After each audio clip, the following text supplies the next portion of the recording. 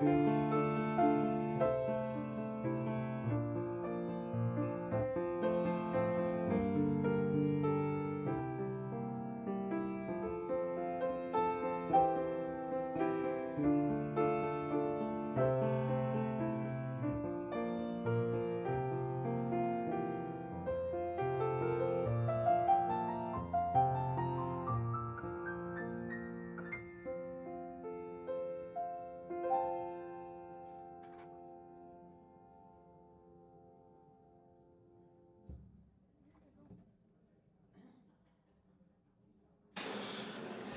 Good morning. Anybody else in the lobby want to come in? Here's your 30-second warning. All right, I see the traffic coming in. All right, we're good. All right, good morning, everybody, and welcome to the First Unitarian Universalist Church of Richmond. My name is Beth Miksovic, and it is my honor to serve on your board of directors. For those of you who are new to us and members and friends who are tuning in from near and far, welcome. We are so grateful to be able to connect with you. We are a community of many faith journeys and beliefs committed to being deliberately diverse and fully inclusive. We want you to know that whoever you are, you belong here. Our church was begun in 1833 as a liberal Christian community. We now are a community of many faith journeys and beliefs united in a single covenant of care. Through the years, we have struggled and often succeeded in the mission to seek personal wisdom, build beloved community, and serve the purpose of justice in the Richmond area. If you are a visitor here today, we are so glad that you found us. We welcome you and thank you for spending some time with us, and we hope you will return again soon. Every service is a little different. Our ministers are unique and our music ever changing. The best way to discover who we are is to spend time with us over several Sunday services. We encourage everyone to tune in these Sunday morning services 5 to 10 minutes early in order to catch the rolling announcements. It's a good way to stay informed about things that are important in our church community. That was the happy message. Now I go on to the financials. As many of you are aware, we are in the middle of our giving campaign, which is where we are asking you to pledge for what you will donate to the church in the upcoming year, which starts July 1. Good. As of yesterday, 94 generous households have pledged $324,804, and that's 34% of our goal. I will remind you that the congregation voted on a rather impressive $950,000 goal, and that's congregation said we could meet that, and we're running a little behind. So I would encourage those of you who donate but don't pledge, please do drop a pledge form in to let us know that you're going to continue that donation for the next year. It will help us bring you a realistic budget based on what the congregation is willing to support. This week's goal is to reach 110 households that have pledged. We are proud of you, but more importantly, we hope you are proud of yourselves. If you are currently pledging through Vanco, you can increase that amount by contacting the church office using the donate button on the church website, or by contacting your financial institution if your gifts are directly debited. You will also note a wonderful display out in the lobby, and Larry and I will be happy to take your manual pledge forms here this morning, or like I said, if you prefer to do it online, there is an online pledge form available in the website. All right, now I'm going to ask Joe Kent to come forward, and he's going to tell you a little bit about why he pledges.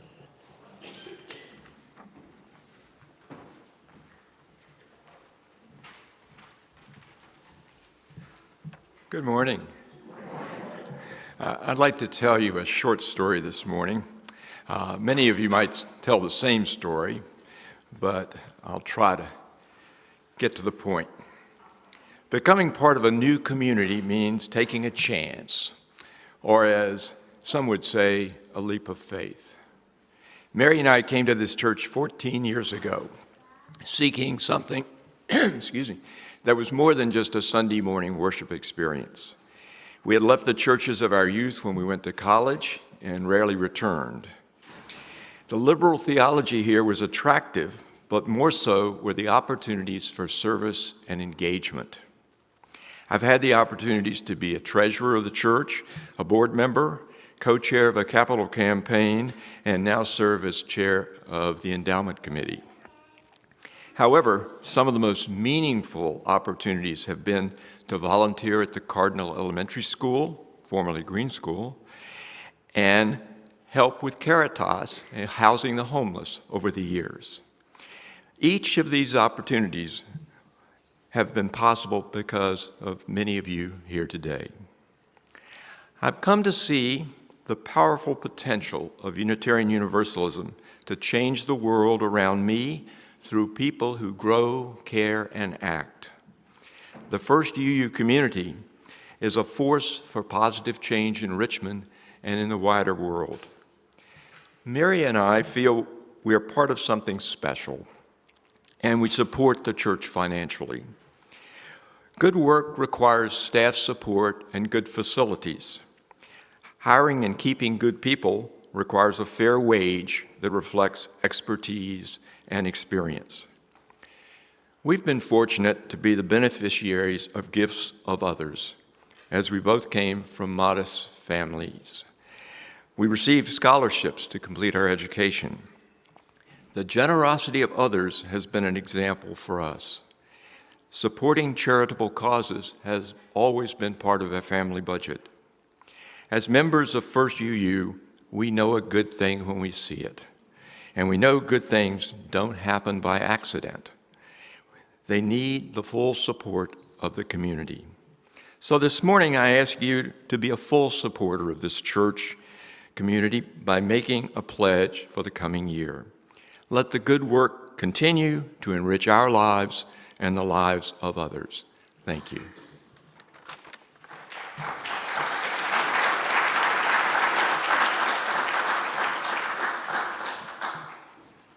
Thank you, Joe. And I see we got the memo of your purpose weather and our purpose stove. Good morning. Happy Sunday.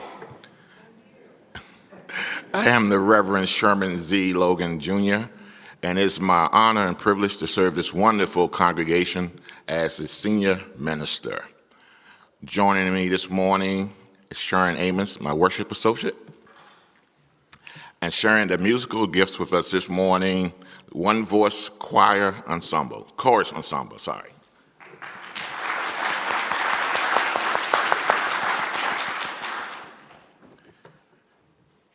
It's a tradition and custom here at First UU that we invite our visitors to tell us who you are and where you're from. So if you are visiting with us this morning, please raise your hand.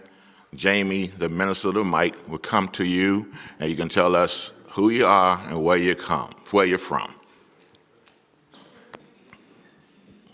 Good morning, I'm Valerie.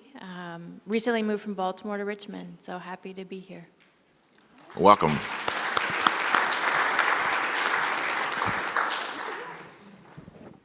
Good morning, I'm Eric. Usually I'm doing sound, but I'm here as a civilian today, so just wanted to say hello. You're not a visitor.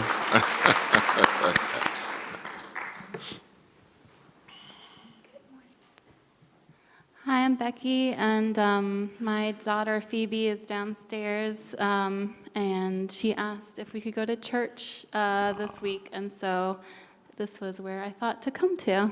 Welcome.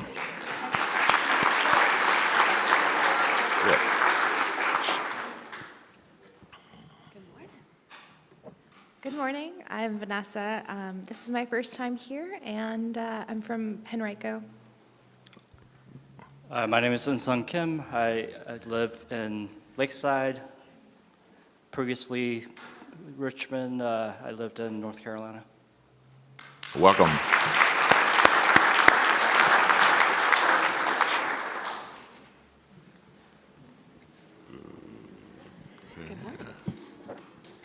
Hi, I'm Nick, and this is Rashina. Hi, I'm Rashina. I'm from Charlottesville, Virginia, but we now live in Richmond, Virginia. Welcome.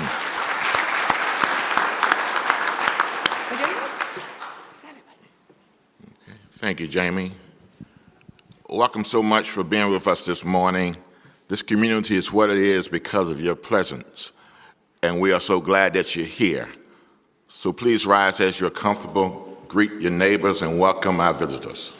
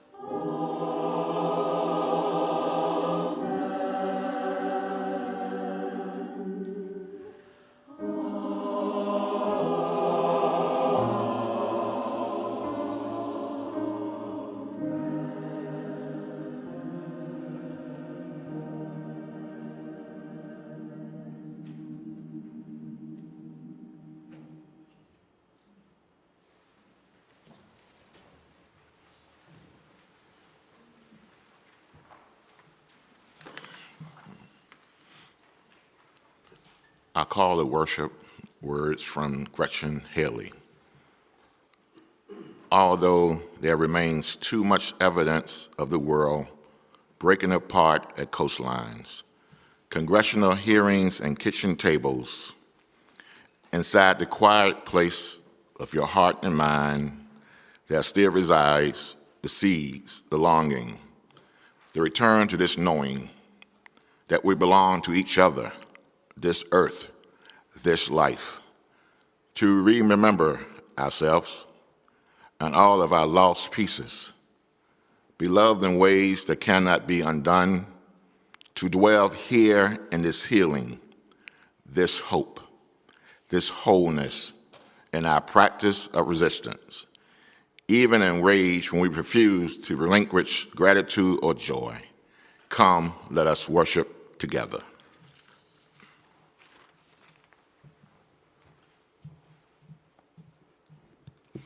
Our chalice lighting this morning's words from Sarah Eileen Lawal. Out of the flames of fear, we rise with courage of our deepest convictions to stand for justice, inclusion, and peace. Out of the flames of scrutiny, we rise to proclaim our faith with hope to heal a fractured and hurting world. Out of the flames of doubt, we rise to embrace the mystery, wonder, and awe of all there is and all that is yet to be. Out of the flames of hate, we rise with the force of love, love that celebrates our shared humanity. Out of the flames we rise.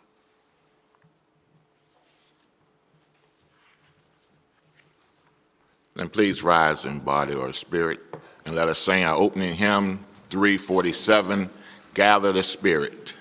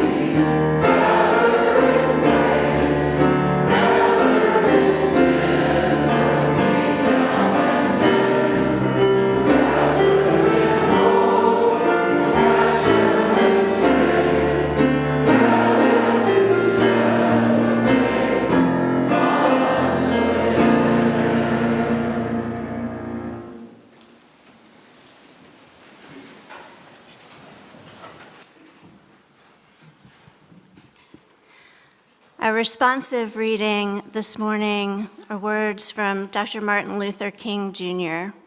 I'll start us off, and then the congregational response will appear on the screen. We now raise the voice of the prophet Martin Luther King, whose voice we still need so much. I have the audacity, King said, to believe that peoples everywhere can have 3 meals a day for their bodies, education and culture for their minds, and dignity, equality, and freedom for their spirits, to which we respond. We will not be satisfied until justice rolls down like waters and righteousness like a mighty stream. Make a career of humanity, King exhorted us. Commit yourself to the noble struggle for equal rights. You will make a greater person of yourself, a greater nation of your country, and a finer world to live in. We will not be satisfied until justice rolls down like waters and righteousness like a mighty stream. The ultimate measure of a person is not where they stand in moments of comfort and convenience, but where they stand at times of challenge and controversy. We will not be satisfied until justice is down like waters and righteousness like a mighty stream. If we are to have peace on earth, King imagined, our loyalties must become ecumenical rather than sectional. Our loyalties must transcend our race, our tribe, our class, and our nation. And this means we must develop a world perspective. We will not be satisfied until justice rolls down like waters and righteousness like a mighty stream. Injustice anywhere is a threat to justice everywhere, he said. We are caught in an inescapable network of mutuality, tied in a single garment of destiny. Whatever affects one directly affects all indirectly. We will not be satisfied until justice rolls down like waters and righteousness like a mighty stream. We shall overcome, King said, with a hope rooted in faith, because the arc of the moral universe is long, but it bends towards justice. We will not be satisfied until justice rolls down like waters and righteousness like a mighty stream. The voice of the gospel, the voice of the prophet Martin Luther King, we pray, make it our voices too.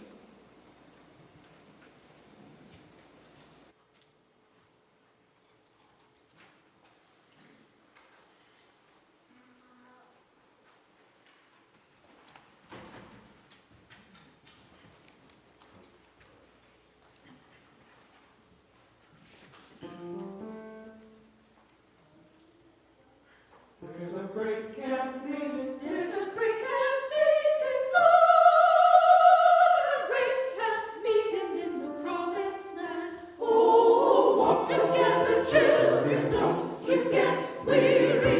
Walk on, children, don't you get weary. Just to walk together, children, don't you get weary. There's a great camp meeting in the promised land. Oh, walk together, children, don't you get weary. Walk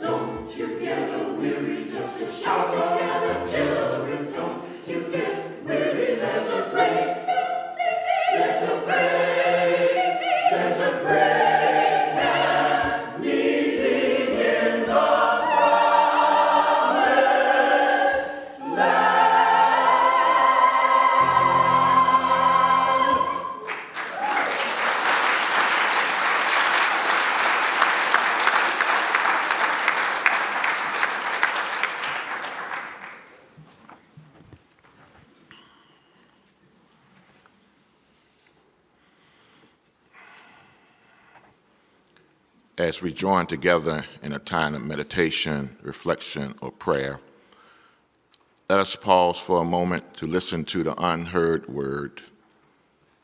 Relax into a comfortable position.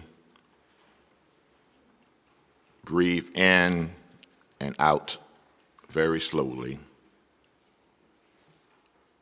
Quiet yourself and listen to the rhythm of your breath, your heart. Listen for the peace that silence brings. As we enter into this time of silence, let us remember the many connections that sustain and uplift us through this religious community. Listen to the silence.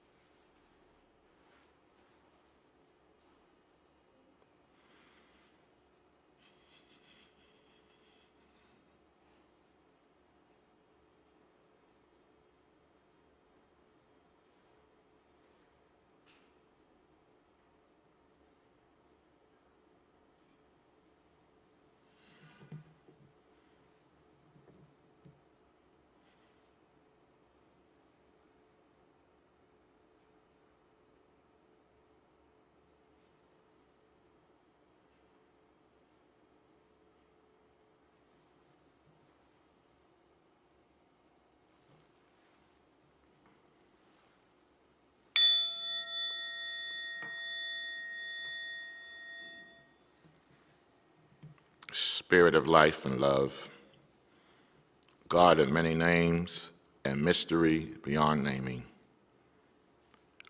we gather this morning as a people of hope in these challenging times in the face of adversity, as a community of justice where we see inequity, as a faith for healing in a world struggling between hardship and beauty. Knowing the world is not yet what it could be, teach us to trip over the small wants and grievances, when so many need us to be much more than our smaller selves. We need to be much more than that.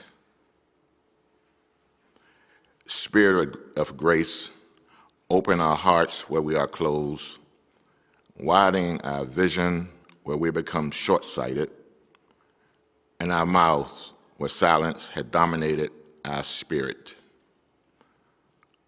Far too often, we have learned to be complicit where there's pain.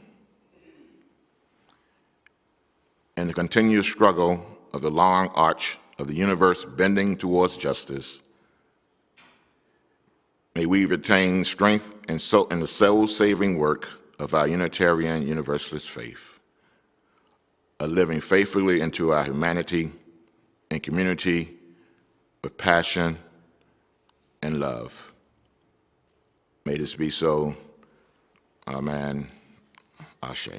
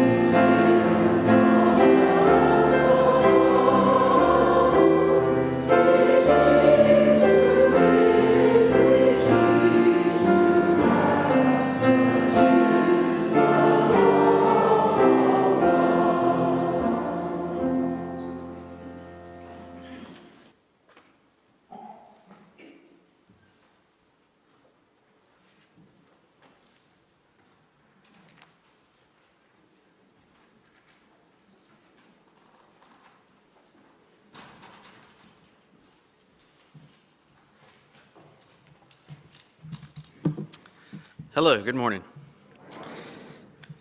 All right. Yeah, so every month we here at the First Unitarian share the plate with a local nonprofit. And this month we are sharing the plate with the Fonticello Food Forest. So we try to pick nonprofits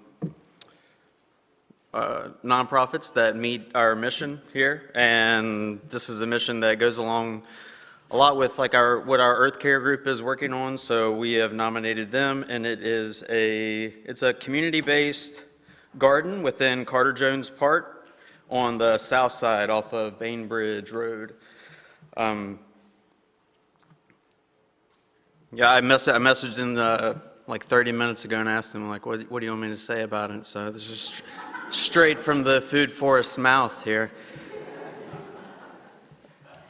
So, it is a space designed to uplift the intrinsic beauty and wonder of nature by focusing on biodiversity and nature immersion to strive to be a collaborative ecosystem to feed humans and all living beings of our shared environment. And I've been out there and I've volunteered with them before. They have a great food forest going out there within Carter Jones Park. They have a lot of fruit trees. They have vegetable gardens. They do a lot of community activities as far as planting, and they do little workshops for planting with children and adults. It's very family oriented. They have little like briar patch that they just made a couple of weeks ago, like through the forest, and they have a lot of like blocks and natural playthings for the children there. And every Wednesday they do a free farm stand. They started this during the pandemic where they get food from local nonprofits like Feed More, for example, and they have like a free farm stand every Wednesday at noon where anybody in need or anybody who knows anyone's in need can go and pick up however much you would like and just take it. And there's a lot of fresh vegetables and fruits there and things. So it's very nice. If you get a chance to go out there and see it, they have composting and they have native pollinators. They do mushroom logs. They have little like seed libraries. They also have like the little free libraries with like actual books. They have a separate one for children. And Lainey is one of the people who runs it. She let me know of a few community things that are upcoming. April 8th, they are doing like a community seed plant and share, like a seed exchange. April 15th, they're doing a spring clothing swap, and they'll also have a free farm stand that day in addition to the Wednesday one. And April 16th, they'll have a ceramic fairy house build. I know they're on, I don't know much about the details of like, fairy house build sounds fun, but you can get on their Facebook. That's how I keep up with everything they're doing. So if you want to keep up with them. But this is our Share the Plate for this month. So what do we always say? The offering will now be taken and gratefully received. Thank you all.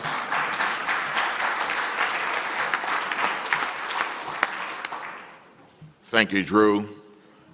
On your monitors, you see ways that you can give, and ushers passing the basket. Thank you.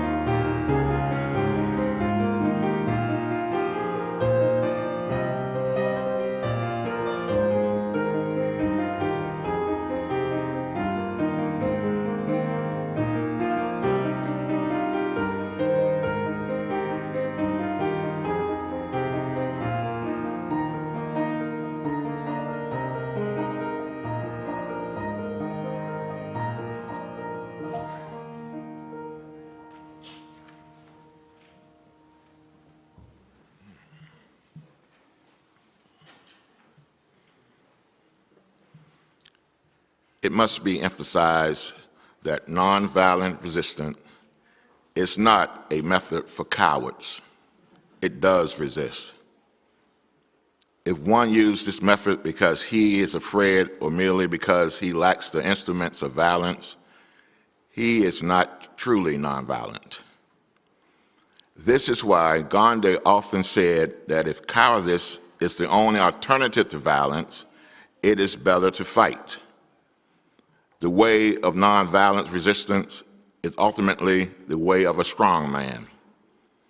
It is not a method of stagnant passivity. For while the nonviolent resistor is passive in the sense that he is not physically aggressive towards his opponent, his mind and his emotion are always active, constantly seeking to persuade his opponent that he is wrong. The method is passive physicality, but strongly active spirituality. It is not passive non-resistance to evil. It is active non-violent resistance to evil. The Reverend Dr. Martin Luther King, Jr.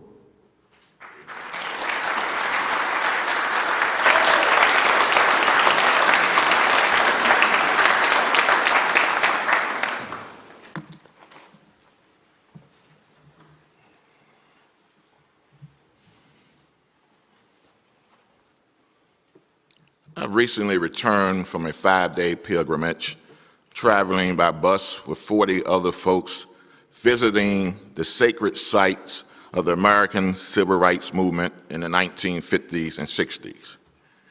We spent 5 days starting in Birmingham, Alabama, but making stops in Marion, Selma, and Montgomery. And in Birmingham, I visited the 16th Street Baptist Church, the site where in 1963, 4 little girls were killed by a bomb explosion while preparing for Sunday morning service. Traveling to from Selma to Montgomery, I saw markers memorializing places where white supremacists took the lives of 2 Unitarian Universalist martyrs, Viola Liuzzo and Reverend James Reed. I walked across the Edmund Pettus Bridge, imagining walking on the blood-soaked ground and hearing in my mind the sounds of hundreds of people moaning and screaming as they were battered, hosed, and tear-gassed by Alabama State Police on that bright Sunday afternoon, early March 1965, which is forever etched in the annals of our history as Bloody Sunday. I met Linda Blackman Lowry, who also had been beaten on Bloody Sunday, and at 14, she was the youngest person to make the entire march from Selma to Montgomery. I wonder what I was doing at 14. I visited the National Museum of Peace and Justice, where there are 800 6-foot monuments that symbolize thousands of racial terrors, lynching victims in the United States.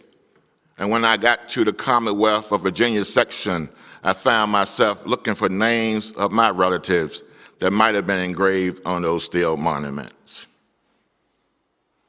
The sight I saw, the unsung heroes and foot soldiers that I met of the civil rights movements made an indelible mark on my mind and seared my heart. My trip was a holy pilgrimage that transformed my life in ways that I could never imagine. So after I returned from my trip and started to prepare for this morning's sermon, I realized that I'm preaching 2 days before the 55th anniversary of the death of Dr. Martin Luther King, and I began to reflect on the numerous images of violence that I saw during my trip and wonder how could these images jive with Dr. King's teaching of nonviolence resistance. Then it dawned on me, those who participated with Dr. King in the civil rights movement underwent a deep process of spiritual preparation to safeguard their hearts against hate. So friends, I must admit, those images of violence that I saw perpetrated against folks who looked like me during the civil rights movement and what is still happening in some of our communities in this country today, 60 years later, I must confess, I have some of my own spiritual work to do because there is still fear, hatred, and anger in my heart. But then I remember from years of studying Dr. King that nonviolent resistance was not a method but a way of life for him, as it was rooted in his Christian faith. His belief that racism and other forms of injustice were institutionalized in this country and were destroying our society, preventing the establishments of the kingdom of God here on earth. But you know, the practice of nonviolence resistance wasn't easy. It required enormous courage to confront the worst of human nature. And those who participated in the civil rights movements looked inside themselves and discovered the fortitude to match their adversaries' hatred. And while Dr. King, who believed in nonviolence, he certainly wasn't a pacifist, he wanted a change where all people could thrive. Even in his embrace of nonviolence, he was able to engage with people who were fighting oppression through violent means. He refused to equate government violence with the violent responses of the marginalized. Now, Dr. King often reflected on his understanding of nonviolence, and he would describe his own pilgrimage to nonviolence in his first book, Strive Towards Freedom. and in subsequent books and articles. And he wrote, "True pacifism or nonviolent resistance is an outraged confrontation of the evil by power of love." So both morally and practically, Dr. King committed to nonviolence. And he believed that the Christian doctrine of love, operating through the Gandhian methods of nonviolence, were one of the most potent weapons available to the oppressed in their struggle for freedom. Dr. King was first introduced to the teachings of Gandhi when he was a student at Crozier Theological Seminary. And it was there when he heard a lecture by Dr. Mordecai Johnson, the president of Howard University. And Dr. Johnson, who recently had traveled to India, spoke about the life and teaching of Gandhi. And it was the teaching of Gandhi that made a life-changing impression on Dr. King. It was Gandhi's stress on love and nonviolence that gave Dr. King the theme for social reform that he has been seeking. Dr. King was intellectually committed to nonviolence. However, he didn't experience the power of nonviolence direct action until the March of 1955 during the Montgomery bus boycott. It was during the boycott when Dr. King personally enacted Gandhian principles, and with guidance from black pacifists such as Bayard Rustin, Glenn Smiley, Dr. King eventually decided not to use armed bodyguard despite numerous threats on his life. He reacted to violence experiences such as the bombing of his home with compassion. And through the practical experience of leading nonviolent protests, Dr. King understood how nonviolence could become a way of life applicable in all situations. Nonviolence resistance became the guiding light of the civil rights movement, and as Dr. King was said, Christ furnished the spirit and motivation, and Gandhi furnished the methods. And he outlined his account of the Montgomery movement in 1958 and his philosophy on nonviolence resistance in his book, Thrive Toward Freedom. And there he tells the story of the movement, his own personal journey, and then offers 6 essential points or pillars for nonviolence. Dr. King lived and taught these essential ingredients of active nonviolence until the day he died, and his methods of nonviolent resistance still rings true today. It is a strategy of hope which can help us in the thousands of Montgomery-like movements around the world and our country today. And these fundamental principles, along with the 6 pillars of nonviolent actions, made up Dr. King's to-do list. So let me spend a few moments with you to share some of these nuggets. His first pillar of nonviolent action is nonviolence is the way of the strong. He explains that nonviolence is not for the cowardly, the weak, the passive, the apathetic, or fearful. Nonviolent resistance does resist. It's not a method of stagnant passivity. And while the nonviolent resistor is passive in the sense that one is not physically aggressive towards the opponent, their mind and emotions are always active, constantly seeking to persuade their proponents that they are wrong. The method of passive physicality, but strongly after spirituality, and is not passive non-resistant to evil, but active nonviolent resistant to evil. His second pillar, the goal of nonviolence is redemption and reconciliation. Dr. King explained here that nonviolence doesn't seek to defeat or humiliate the opponents, but to win friendship and understanding. He reminds us that the movement resistors must often express their protest through non-cooperation or boycott. But Dr. King also realized that these are not an end themselves. They are merely the means to awaken the sense of moral shame of the opponent. And the aftermath of nonviolence is creation of a beloved community where the aftermath of violence is tragic bitterness. His third pillar, nonviolence seeks to defeat evil, not people. For Dr. King, nonviolence is directed against the forces of evil rather than the person who happened to be doing the evil. It is evil that the nonviolent resistor seeks to defeat, not the person victimized by evil. And not only did Dr. King depersonalize the goal of nonviolence by determining in the terms of reconciliation rather than to defeat the opponent, but he also depersonalized the target of the nonviolent resistors' attacks. William D. Watley wrote, "The opponent for King is a symbol of a greater evil.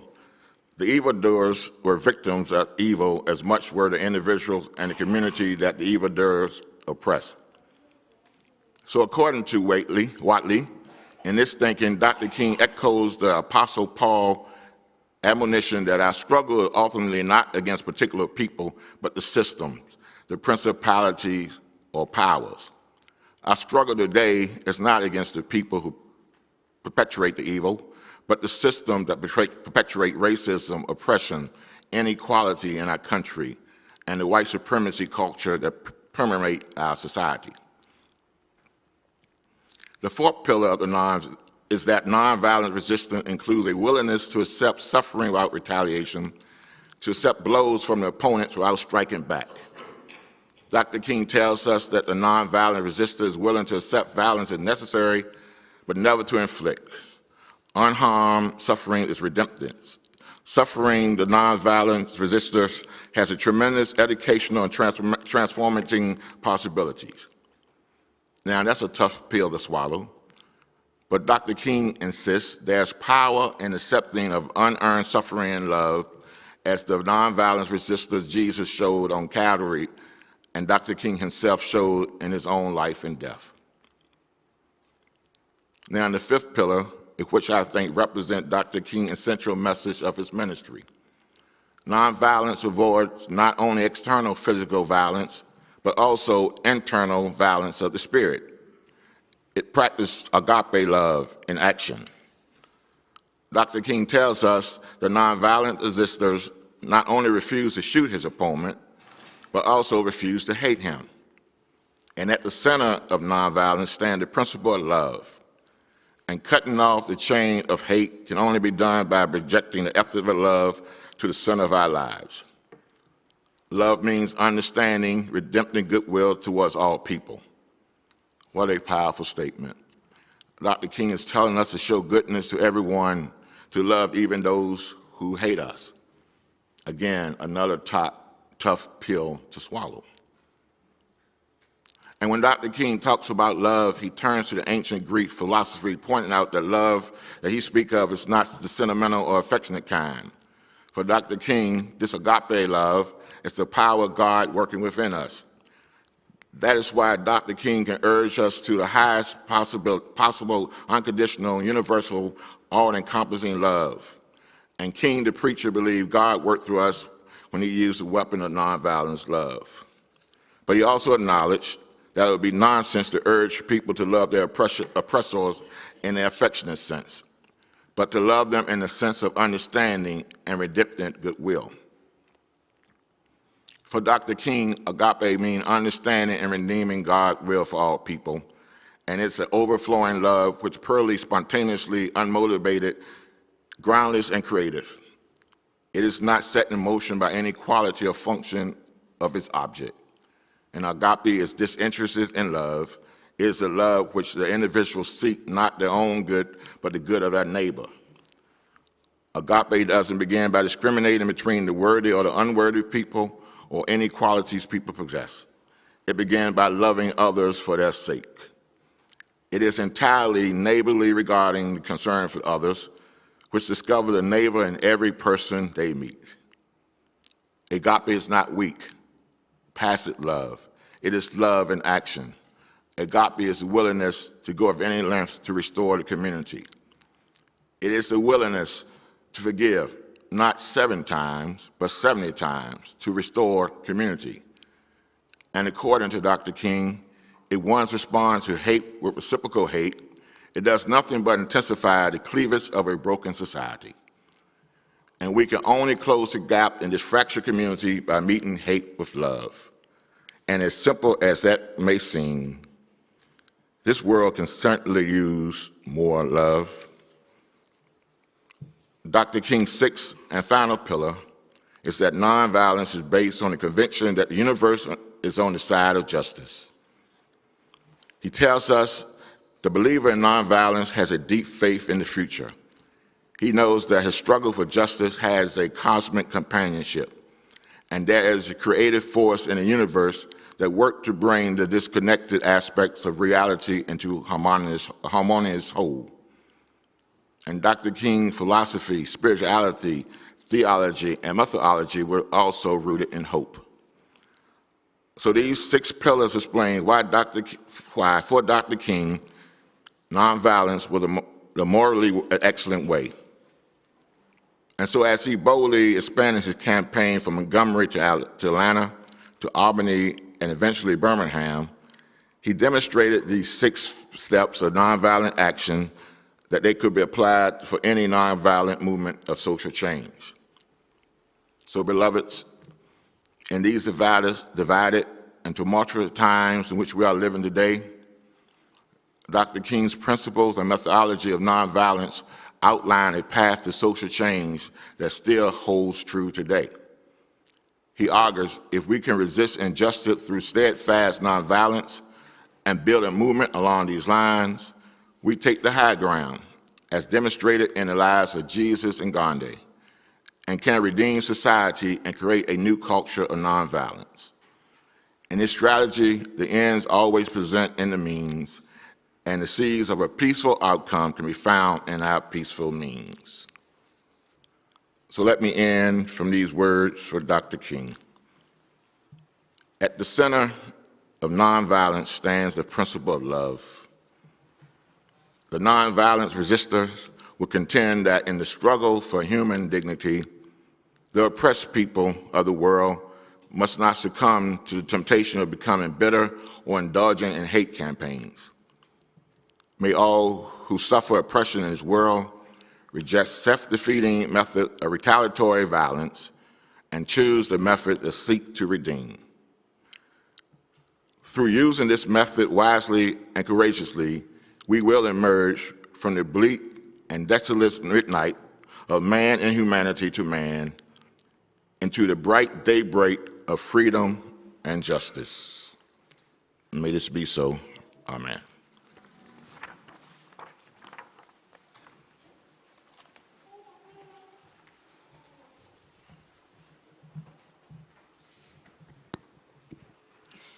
Carry the Flame by Brian Keeley. The chalice is now extinguished, but its light lives on in the minds and hearts and souls of each one of you. Carry that flame with you as you leave this place and share it with those you know, with those you love, and most especially with those you have yet to meet.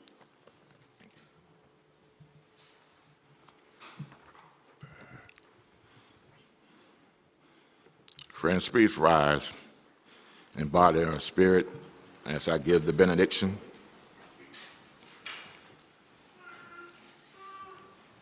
These words are from Paul Acon. As we leave this place, be who we are called to be in any and all ways we can. Seek justice, resist evil, stand strong against violence. Add your voices, move your feet, extend your hands, and because it's just might, hold on to that long arch of history, like the lives depend on it, and pull with as little as much strength you have, so that together we might help to continue to bend the arc of justice and go in peace and hope and promise for you and for me, for us and for them, and for all in the beloved community. Go now in peace. And may this be so. Amen. Ashe. And let us sing our closing hymn, We Shall Overcome. We shall overcome.